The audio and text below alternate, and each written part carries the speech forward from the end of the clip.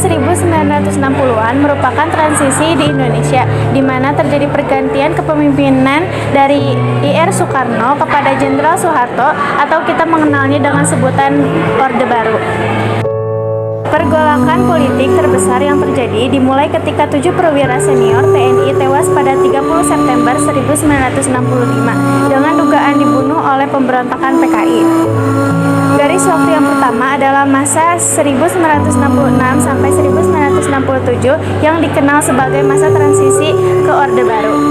Orde Baru sendiri lahir sebagai upaya untuk mengoreksi total penyimpangan yang dilakukan pada masa Orde Lama.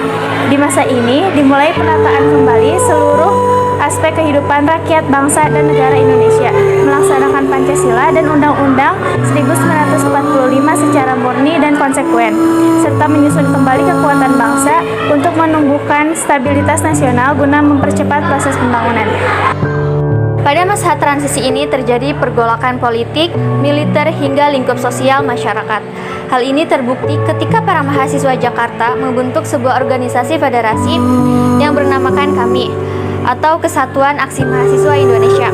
Berbagai tindakan pemuda dan mahasiswa pada masa transisi ini salah satunya aksi Tritura, yang dimana ada 3 tuntutan, yaitu pembubaran PKI, pembersihan kabinet dari unsur G30 SPKI, dan penurunan harga atau perbaikan ekonomi.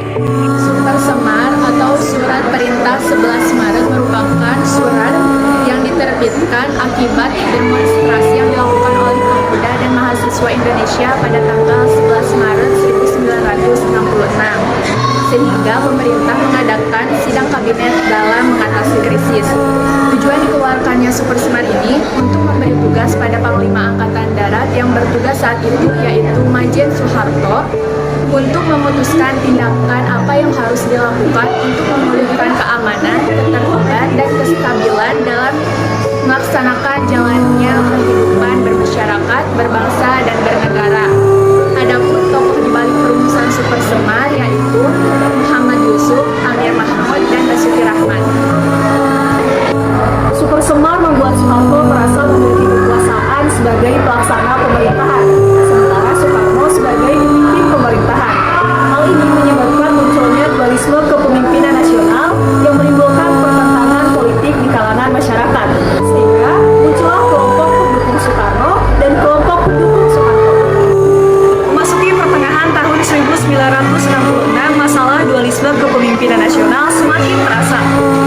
Soekarno tidak bisa lagi mencabut Super Semar ketika MPRS memutuskannya menjadi TAP MPRS nomor 9 tahun 1966 pada 21 Juni 1966. Saat itu, MPRS mencabut Soekarno sebagai presiden seumur hidup, sekaligus memberi kewenangan kepada Soeharto sebagai pengemban Super Semar untuk membentuk kabinet pada 5 Juli 1966.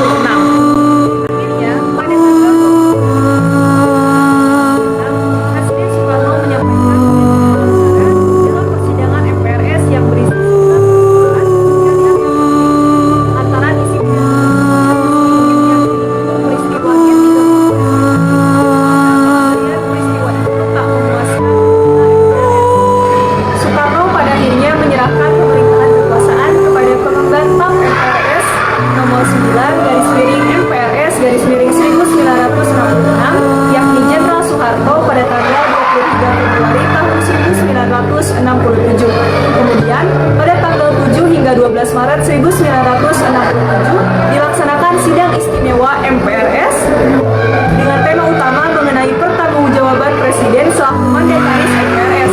Pada saat ini juga ditetapkan Presiden Soeharto sebagai Presiden Republik Indonesia.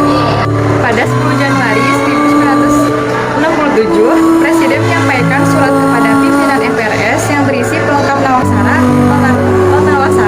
Setelah membahas Nawaksara pada 21 Januari 1967, pimpinan MPRS menyatakan bahwa Presiden telah alpa dalam memenuhi ketentuan konstitusional, sehingga pada 22 Februari 1967, tepat pukul 19.30, Presiden Soekarno membacakan pengumuman resmi pengunduran dirinya. Maka, pada 12 Maret 1967, Jenderal Soeharto dilantik menjadi pejabat Presiden Republik Indonesia Indonesia oleh Ketua MPRS Jenderal Abdul Haris Nasution. Setelah setahun menjadi pejabat presiden, Soeharto dilantik menjadi Presiden Republik Indonesia pada tanggal 27 Maret 1965